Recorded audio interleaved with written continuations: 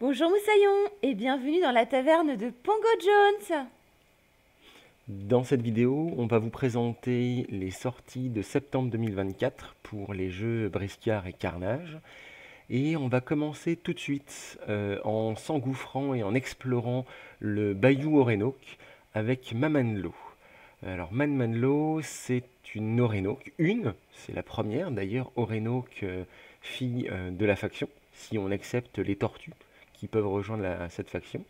Et elle est directement inspirée de l'univers et de la culture créole, puisque Mamanlo, c'est littéralement la mère des eaux. Dans cette culture-là, c'est l'équivalent de notre sirène à nous.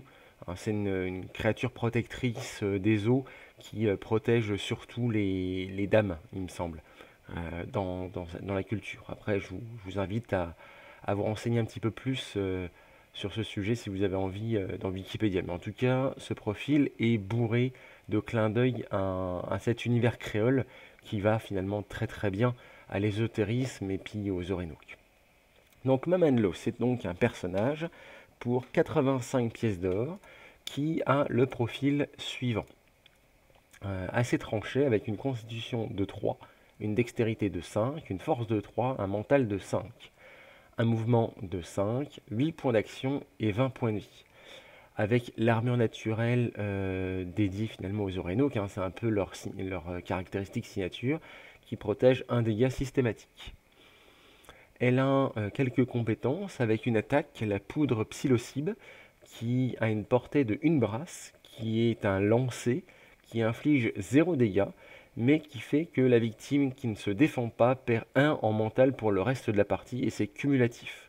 En cas de réussite critique, on ne fait pas de dégâts supplémentaires, mais on fait 2 en perte de mental. Et pour 5 points d'action, cette attaque permet de toucher tous les briscards à portée. Donc on voit plusieurs questions par rapport à ça, puisque l'équipe TGCM dans sa vidéo avait tendance à dire que c'était une attaque, donc le seuil c'était force x2, hein, vu que c'est une attaque de corps à corps, sauf que moi ce qui me met le doute c'est que c'est marqué lancer. Donc la question c'est est-ce que ça se résout pas comme un lancer? Mais si ça se résout comme un lancer, ben, c'est dextérité plus force. Donc dans ce cas-là, ben, Mamanlo ayant une dextérité de 5, on passe à un seuil minimum de 8 plus un des 10, ce qui fait que l'attaque est plus facile à lancer finalement qu'à attaquer. Voilà, donc il faudra que je revoie avec l'équipe TGCM que je vois demain d'ailleurs, à la finale, pour mettre ça un petit peu plus au clair. Et la version dégâts de zone, attaque de zone, ça touche tous les briscards, c'est-à-dire tous les briscards amis comme ennemis. Hein, donc il faut bien se positionner.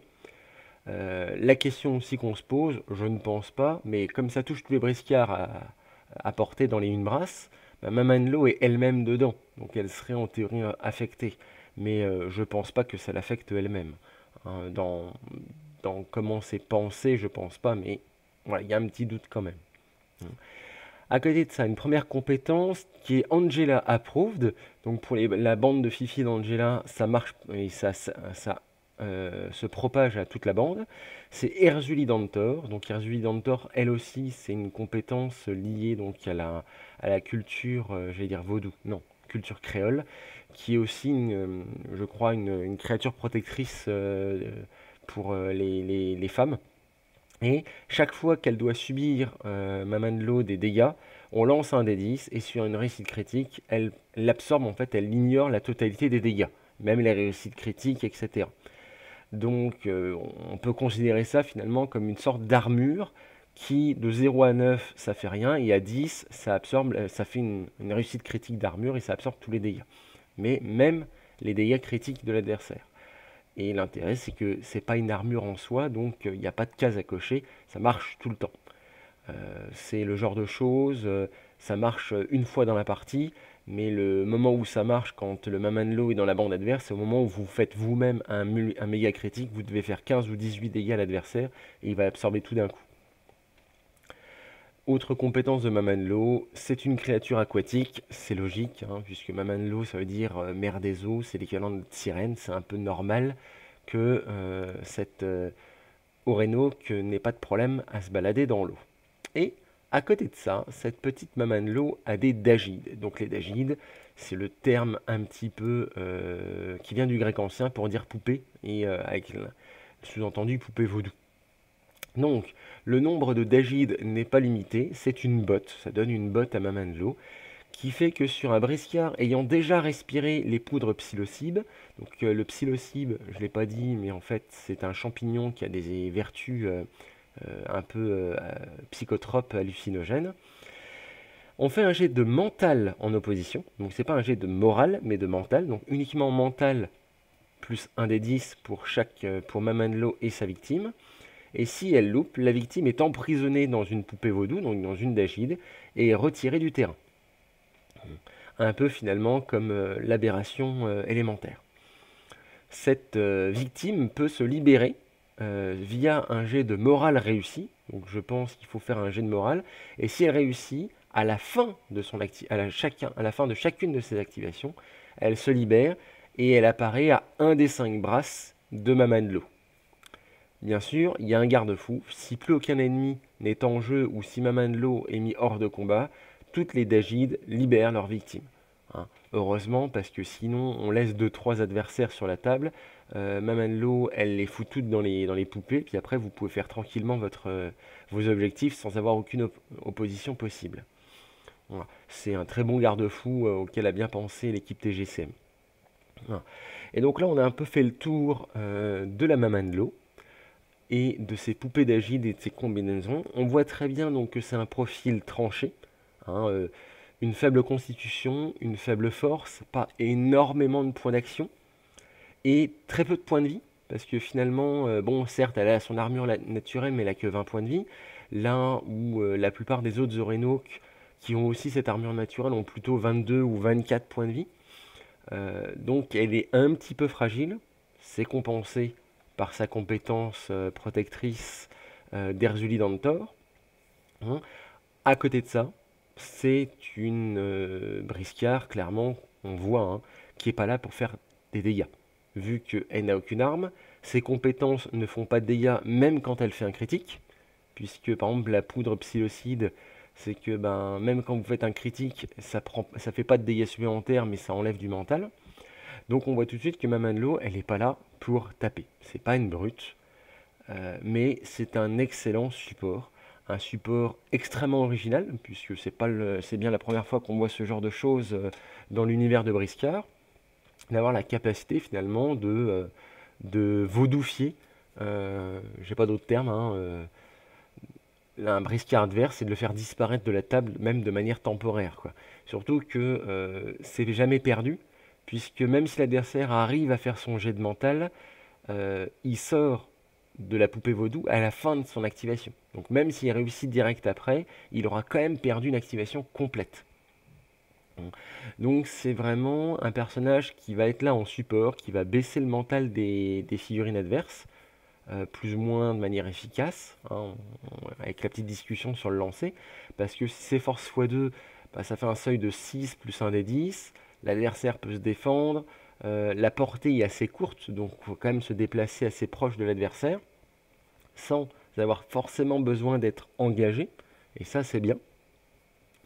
Après, sa mobilité avec 5 de mouvement fait qu'elle peut facilement se déplacer vers la cible de son choix ou au milieu des ennemis de son choix pour pouvoir balancer ça. Et ça a plusieurs intérêts. Déjà, il faut balancer la poudre psilocide pour pouvoir balancer ensuite la malédiction vaudou et avoir sa capacité à elle, bien à elle. Mais en même temps, on baisse le mental des adversaires au fur et à mesure. Et la poudre psilocide, c'est une attaque. Donc on peut le faire autant de fois qu'on veut. Et donc potentiellement, on peut très bien le faire 2, 3 ou 4 fois sur la même cible pour lui enlever 1, 2, 3, 4 de mental, voire même plus si on fait des critiques. Et c'est un intérêt direct pour pouvoir ensuite faire la capacité de vaudou, puisqu'avec les dagides, c'est un jet de mental en opposition. Donc plus on fait baisser le mental de l'adversaire, plus c'est facile de le mettre dans la poupée. Mais en même temps, l'adversaire, pour sortir, c'est un jet de morale. Bon, c'est constitution plus mental, mais il y a quand même le mental qui joue dedans.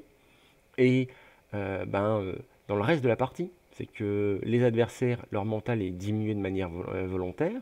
Donc si vous balancez des diminutions de mental sur le sorcier adverse, ah ben, il va avoir beaucoup plus de difficultés à lancer un sort. Donc finalement, Mamanlo, sans même sa capacité d'agide, c'est une tueuse de sorciers, puisqu'un sorcier, même un Daciatis, hein, qui a un mental de 7, il se prend 3 ou 4 poupées vaudou, il n'a plus qu'un mental de 3 ou 4. Et donc là, les sorts, il les lance quasiment plus, voire il va être obligé à chaque fois de mettre un dé en plus, et donc d'être beaucoup moins efficace en magie là-dessus. Mais tous les personnages briscards, quels qu'ils soient, bah, ils seront à certains moments forcés, plus ou moins forcés, de faire des jets de morale. Hein. Je pense à certains objectifs sur le bateau avec les sirènes par exemple, mais aussi quand il y a un briscard à côté qui tombe et tout. Donc, et tout ça, bah, en diminuant le mental, on a de fortes chances d'augmenter le risque de l'adversaire de louper son test. Et il faut pas oublier que Mamanlo, elle est dans la bande Orénoque. La bande Orénoque joue beaucoup sur le mental. Hein. Il y a quelques briscards comme ça qui jouent sur le mental chez les Orénoques. Par exemple, hein, j'en ai un en tête, Gustave, puisque Gustave, il me semble que le sabot, ça fait que ça cible un adversaire et puis il doit faire un jet de morale. Et s'il le loupe, bah, c'est comme s'il avait loupé un vrai jet de morale, donc il se retrouve au sol. Et donc bah, là-dessus, Mamanlo, ça marche très bien là-dessus. Puis il y a aussi la magie de l'ésotérisme qui a tendance à jouer aussi sur le mental adverse. Et donc Mamanlo va pouvoir forcer un petit peu tout ça. Et donc c'est un très bon support dans la bande Orénoque.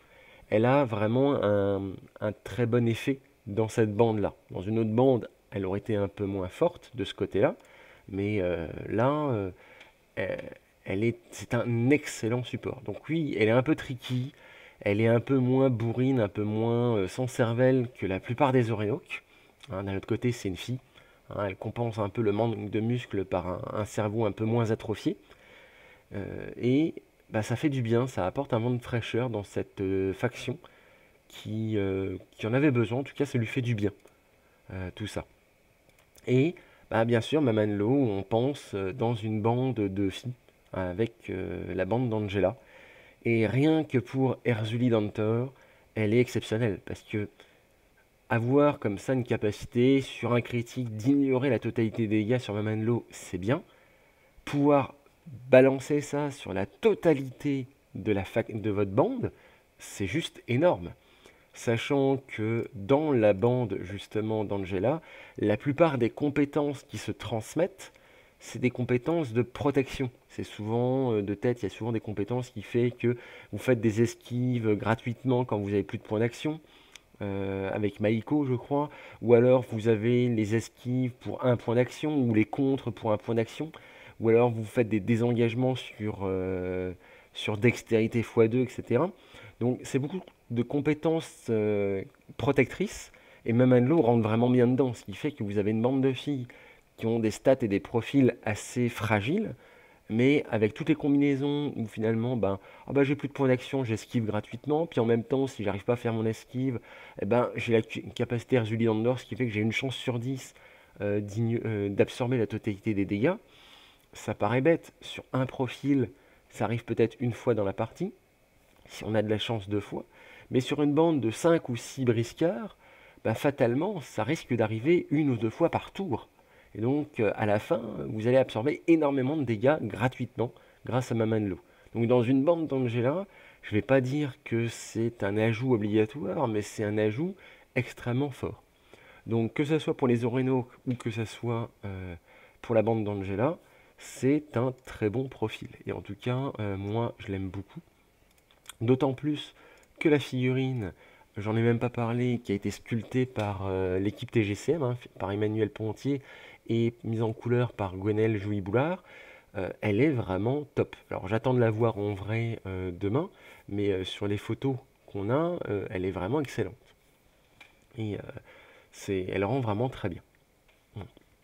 On a un peu fait le tour pour l'univers Briscard, et donc maintenant on va passer dans l'univers de Safar et traverser les plaines et les forêts ithuriennes pour aller à la rencontre de Khalsa. Alors Khalsa, c'est une nouvelle figurine de l'univers donc de Carnage, qui a été sculptée par je ne sais pas encore qui, puisque la figurine n'est pas encore sur le site TGCM. Donc je m'excuse, parce que je ne sais pas qui c'est qui a sculpté ce personnage, enfin cette carne qui est, qui est chez les Affranchis et dans la Guilde Noire, mais elle est vraiment excellente. Hein. Les deux dans leur style sont vraiment trop classe, je trouve. Comme ça fait 4-5 mois, franchement, que les sorties Briscard et Carnage sont d'excellente qualité. Elles ont vraiment beaucoup de charme, les filles. D'ailleurs, je viens de me rendre compte que les 2 sorties du mois sont des filles. Hein. Les femmes sont à l'honneur ce mois-ci chez TGCM. Par contre, elle a été mise en peinture par Gwenelle Jouy-Boulard aussi, et la peinture la met vraiment en valeur. Hein. Moi, je suis particulièrement fan du travail sur le cuir et l'armure de la figurine. Franchement, chapeau. Euh, Ça me donne envie de la peindre pareil, quoi. Alors, qu'est-ce qu'on a hein, chez cette Kalsa? Donc, c'est un personnage que je ne connais pas, puisque de l'aveu même de l'équipe TGCM, c'est un personnage qui va apparaître dans le 3e roman, qui n'est pas encore sorti. Donc, je ne peux pas vous dire grand-chose sur Kalsa, je la connais pas. Si ce n'est que, a priori, c'est une ancienne membre, ou plus ou moins une ancienne membre de la Guilde Noire, qui a rejoint les Affranchis dans les forêts ithuriennes. Hein. Et a priori, son cœur balance, elle ne sait pas encore si elle va quitter définitivement la Guilde Noire, ou si elle va retourner dans la Guilde Noire plus tard. Voilà. Et donc c'est pour ça que c'est un profil affranchi, mais on va voir qui est recrutable aussi dans la Guilde Noire.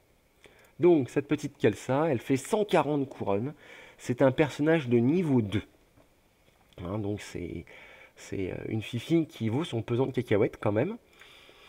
Et au niveau du profil, nous avons donc un profil d'une figurine originaire de la faction des Carnes. Hein. C'est une Carne, une lionne, avec une stature de 4, ce qui est tout à fait normal hein, pour une Carne. 8 points d'action, 30 points de vie. 30 points de vie, c'est plus des points de vie de Kérops, mais on a l'habitude avec les affranchis, qui ont tendance à avoir beaucoup plus de points de vie dans leur faction d'origine. C'est le fait de vivre à la dure, je pense, ça les a endurcis. Et vitesse de 5, puissance de 4, agilité de 5, corpulence de 4, témérité de 4, intelligence de 4. Donc on voit là que contrairement à Mamanlo, on a un profil qui est très stable. Hein, du 5, du 4 partout, beaucoup de points de vie, bref, un profil qui n'a aucune faiblesse. Au niveau des capacités particulières, spéciales, elle a la capacité embuscade et fine lame, avec un bond de niveau 4 et ambidextrie. Donc on voit tout de suite que elle est pas là pour faire de la couture. Elle se cache, elle se planque, elle sort de l'embuscade avec ses 2 lames dans la main et elle te chope à coups de fine lame. Donc il y a vraiment moyen de faire des dégâts, d'autant plus qu'elle est équipée de base d'une dague damasquinée. C'est une arme particulière qu'on ne peut pas acheter de base, qui coûte 20 couronnes et qui rajoute plus 1 au dégâts, mais surtout qui rajoute gratuitement un effet de A dès qu'on utilise l'effet de V en attaque. Donc c'est une figurine qui va, tout de suite on s'en rend compte, pouvoir faire beaucoup d'attaques et être extrêmement mobile, surtout avec une vitesse de 5. Hein, on arrive avec un VVA par exemple, ou un AAV, de toute façon on a un seuil de base de 15, et on va avoir un effet de V, donc pouvoir se déplacer donc au moins de 2,5 toises, et avoir une petite attaque gratuite, plus un autre effet qu'on veut. Donc soit on utilise 2 effets de V et on se balade, on se déplace de 5 et on a quand même une attaque gratuite, soit on se déplace que de 2,5 mais on a 2 attaques gratuites, avec la dague damasquinée. Et comme on voit, l'ambidextrie, ça pousse à équiper Kalsa d'une 2e arme. Alors, elle coûte déjà cher. Est-ce qu'on a envie de mettre une 2e arme payante pour lui apporter de la longe, pour lui apporter un petit peu de protection, etc. Bon, c'est un surcoût, mais pourquoi pas. Ou alors on peut tout simplement mettre une arme gratuite, genre une épée courte. Hein, ce qui fait que finalement, Kalsa, elle a que 8 points d'action, mais pour 3 points d'action, elle va avoir 2 attaques à 2 PA avec chacune de ces 2 armes. Et donc, on peut se retrouver avec une Damasquinée qui va faire un effet, une attaque à, par exemple, V et V, hein, et effet de V pour pouvoir se déplacer, et puis une attaque gratuite, et puis l'autre va aussi faire un effet et un dégât. Et on se retrouve vraiment avec des dégâts qui peuvent monter très haut. Cette petite Khalsa, elle a donc 2 dés de maîtrise, et les dés de maîtrise sont relativement complets, puisque le premier, il manque uniquement la magie, et le deuxième, il manque uniquement le tir. Et résultat, elle peut, quand on cumule les deux, réagir et avoir une relance, quel que soit le domaine voulu. Il y en a 2 où il n'y a qu'une seule relance, mais finalement, c'est les 2 qui l'intéressent le moins, puisque c'est pas une magicienne. Donc des relances en magie, c'est pour se protéger de la magie. Et vu qu'elle est ambidextre, on a envie de lui mettre une arme dans chaque main, et de ne pas lui mettre un arc qui lui prendrait les 2 mains, et donc on perdrait l'effet de l'ambidextrie. Mais bon, c'est tout à fait possible. Et à côté de ça, elle a une carte de stratégie qui est Khalsa dans les ombres, ou Khalsa de l'ombre. Et en fait, c'est ce que j'explique au début, c'est qu'elle était dans la guilde des voleurs, la guilde noire, et elle a rejoint les affranchis. Et donc, quand on la joue, on peut décider si elle va dans la guilde noire ou si on la recrute dans les affranchis. Et en fonction de ce choix, elle a un équipement un petit peu différent. Puisque au sein de la guilde noire, quand on la recrute dans la guilde noire, elle a une cape d'ombre et un rossignol. Et quand on la recrute chez les affranchis, elle a en plus la compétence furtivité 3. Donc pour rappel, le rossignol, c'est un petit outil qui permet de louper, entre guillemets, ses crochetages uniquement sur un échec critique. Voilà. Pour rappel, de base, le crochetage, c'est agilité plus intelligence, il me semble. Donc elle a un seuil de 9 plus, 1 des 10, enfin, plus n des 10. Et il faut atteindre 12. Donc finalement, elle, c'est un petit plus, puisque de base, sur du 3 plus, elle y arrive. Donc là, grâce au rossignol, c'est juste sur un 1 qu'elle échoue, le 2 lui permet de passer quand même. Voilà. C'est un petit plus, mais en scénario, quand on fait le 2, on est content.